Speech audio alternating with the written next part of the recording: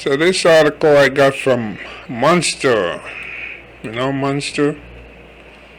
The company you can put your resume on so people can see. Monster. The biggest resume lies to avoid. Lying on your resume, you are bound to get caught. I don't know if that's true. Don't fudge facts. Instead, this is how you make the truth sound better. Finding a job is challenging enough, but when your competition is cheating with resume lies, it can make standing out even tougher. But lies on the resume won't get you anywhere, except maybe in hot water. According to the Monster Future of Work 2021 Outlook survey, 66% of employers agreed, that's a lot, that candidates exaggerate skills and competencies on their resumes. And in a survey of 400 applicants and 400 hiring managers, HR professionals, and recruiters, Checkster found a whopping 78% of applicants stretched the truth about themselves. Wow, that's like 80%. 60% said they had mastery skills, right? They had basic knowledge of. That's it. Mastery skills they had basic knowledge of. So they're not really mastering the skills, they just have basic knowledge. 50% said they worked at some jobs longer in order to omit an employer. 45% gave a false reason for leaving a job. 42.25% made up relevant experiences. 41.25% used a director title when actual title was a manager. Big difference. 39.25% claimed they had a degree from a prestigious university instead of their own. Newsflash, companies will check your credentials, and yet the resume lies are likely to continue. Why? I think fear is the main reason, says Kim Isaacs, Monster's resume expert. Fear of not being good enough, fear of not measuring up to their peers, fear of not getting called for interviews. Some people will do whatever it takes to get an edge. Well, that's the society we live in, right? Where it's anything. Socially, women do what's necessary to get an edge, when it comes to men or so forth, over other women. More likely than not, putting lies on a resume will leave you skating along that edge. In Monster's Guides to Candidates virtual career panel, Trevor Sherman, senior recruiter for Stables, said no matter what job you're doing, if the interviewer gets the feeling or has evidence to show that they can't trust you, that's it. The question I have is, if that's it, does that mean, okay, so you didn't get that job, but did you destroy yourself or you just move on? Are they going to say something about you or put a mark on you or black mark you?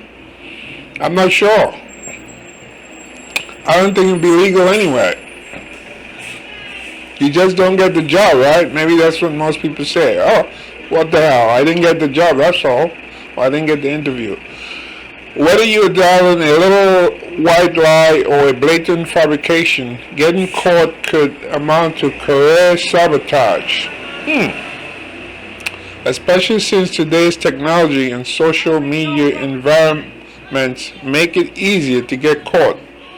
And you will very, very likely get caught. Monster career expert and former corporate recruiter Vicky Salemi told Monster's virtual career panel, "We once had to fire someone because they lied on their resume, and then we found out after they were hired. Oh well, That's your fault. You're supposed to do the check. 3 most common resume lies job seekers tell. 1. Education. Embellishments. Samuels has found that people try to make more of a course or two they took than they should. We have had someone put down Cornell School of Hotel Management on their resume when they only took one class online, he said. The candidate didn't graduate from there or even attend in person. Better bet. Instead of fudging your academic credentials, think about what you can add to your resume to demonstrate your education, other professional development, honors or awards, and extra coursework might be relevant, says Isaac. Date deception. Another common deceit is to cover up employment gaps by stretching dates for 1 or 2 jobs to cover a time gap, or fabricating an interim job, says Isaac. Better bet it's sometimes a good strategy to preemptively squash concerns an employer may have about gaps on your resume, says Isaac. If you took time off to raise a family, care for a loved one, go back to school, or take on an independent project, explain your circumstances in your cover letter, and be sure to stress how committed you are to find a job you can grow in. And cover letters, I mean, I write them sometimes, but I'm not really into cover letters, you know. It's like you take time to write this and you don't get a job, so it's like you're wasting your time, you know. What are the chances? If your resume really sticks out and they really need your skills, then you're gonna get the job, regardless whether you have a cover letter or not. I think cover letters are good when, you know, a lot of people got the same thing, but you want to really stand out. So skill number 3, skill stretching. Many job candidates offer up a laundry list of technical proficiencies, but just because you used a program a few times doesn't make you an expert. Yeah, like using those Windows programs, Windows Word, for example, Windows Excel, or so forth. Yeah, there's a lot of stuff to those. The same goes if you claim to be fluent in a language just because you took a year of it in high school. Better bet, only list skills that you're truly prepared to demonstrate on the spot. How you can get caught lying on your resume. If you think you can pull one over on potential employers, think again. It's probably true that many job seekers do get away with a slight exaggeration here and omission there, but eventually misrepresentations can come back to bite you. Hiring managers have their antenna up when reviewing resumes, says Isaac, and they rely on background checks, reference checks, online research, social media sleuthing, and in-person interviews to determine the truth. You know, the thing about reference checks, I hate when, you know, people ask you for that up front. I think if everything is fine, you seem like the candidate, then they should say, okay, let me get some names, numbers, or what have you for reference, than doing it up front and calling people up front. You don't have the job as yet, but calling people up front, asking about you when you don't even have the damn job as yet. I don't think that's right. You know, why bother people? I want to make sure if I'm getting the job, then yeah, the person who's going to give me that job or hire me is the one who will be calling because they're sure, 100% sure. You know, I don't have any problem with somebody calling up to find out a reference on me. But I have a problem when you find, you go through that, really, and then I don't get the job. Somebody else got the job, and you waste my time with references and all this bull. I don't really like that. I don't really care for references. Here are a few ways that lies on your resume will get you red flag as a fibber. Skills assessments, especially if you're applying for a skilled position that involves writing, coding, or designing. Expect that an employer will test you before hiring you. Assessments can validate that you have the experience, right? As can asking appropriate behavioral questions during the interview, Samuel says. Social media research. If you have a social media profile and a website, you better make sure that dates and basic facts match up to the resume you submit, because we have been in business for 20 years, says Samuels. A lot of times we'll even have prior resumes for a candidate on file that are completely different. And of course, there's Google. So if there is some version of your resume or work history online, make sure it's in sync with what you hand a prospective employer. Background checks. It's very easy for a hiring manager to contact your former employers and educational institutions to verify that what's on your resume.